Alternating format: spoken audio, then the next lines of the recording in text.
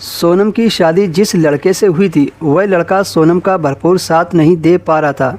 सोनम का पति अमन अपने चाचा चाची के घर रहता था। अमन को उसके चाचा ने पाल पोसकर बड़ा किया था। चाचा चाची की अपनी कोई औलाद नहीं थी, इसलिए उसके चाचा ने अमन को बचपन में ही गोद ले लिया था। अमन के चाचा इस उम्र में होने के बावजूद भी जवान दिखते थे। वह अक्सर चाची के आगे पीछे ही घूमते रहते थे।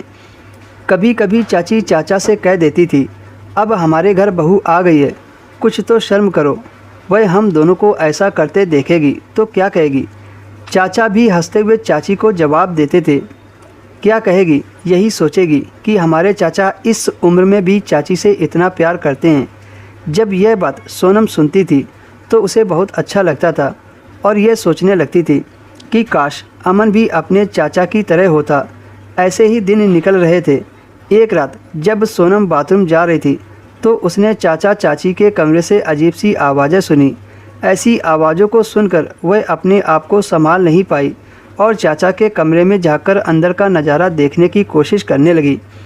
हल्की सी रोशनी में सोनम ने कुछ ऐसा देखा जिससे उसको अपने जज्बातों पर काबू करना मुश्किल हो रहा था। किसी तरह वह अपने कमरे में आ गई और अमन को उकसाने लगी, लेकिन अमन इतनी गहरी नींद में था उसे कुछ फ़र्क ही नहीं पड़ा। सोनम बिस्तर पर करवटें बदलते बदलते सो गई। जब सुबह हुई अमन अपने काम पर जाने लगा। सोनम ने जल्दी से नाश्ता तैयार किया और अमन नाश्ता करके अपने काम पर चला गया। सोनम उदास सा चेहरा लेकर घर के कामों में लग गई। सोनम की आंखों में रात वाला वो मंजर घूमने लगा।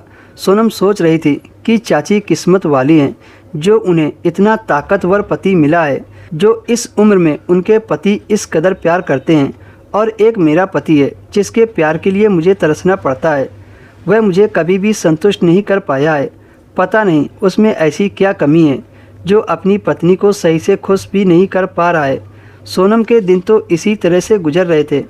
सोनम की चाची जब भी सुबह अपने कमरे से निकलती तो वह यही कहती थी, पता नहीं कब ये मेरी जान छोड़ेंगे। मैं तो इनसे तंग आ गई हूँ। पूरा दिन खेत में हल चलाता है, फिर भी रात में मुझे छोड़ता नहीं है। पता नहीं ऊपर वाले ने इनके अंदर कितना पावर दे रखा है। रात भर मेरी और दुखने लगती है।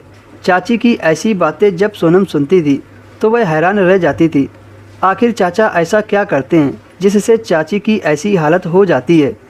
अगली रात फिर से चाची के कमरे से वही आवाज़ें आने लगी और सोनम फिर से चाची के कमरे में जाकर देखने लगी। सोनम के सामने फिर से वही मंजर सामने था जिसे देखकर सोनम बेकाबू होने लगी थी। सोनम अपने कमरे में आई और पति से वही सब करने को कहा, लेकिन नींद में होने की वजह से अमन ने कुछ नहीं किया। फिर से सोनम को ऐसे ही रहना पड़ा।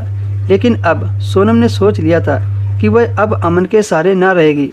वह भी अब चाचा के साथ मिलकर चाची वाला मजा लेगी। अगली रात सोनम ने चाची को चुपके से नींद की दवा मिलाकर खिला दी और चाची बाहर हाल में सो गई। सोनम ने चाची का हुलिया बनाया और चाचा के कमरे में चली गई। कमरे में अंधेरा था तो चाचा को पता नहीं चला। चाचा ने चाची समझकर सोनम को कई घंटों तक बिस्तर पर नचाया।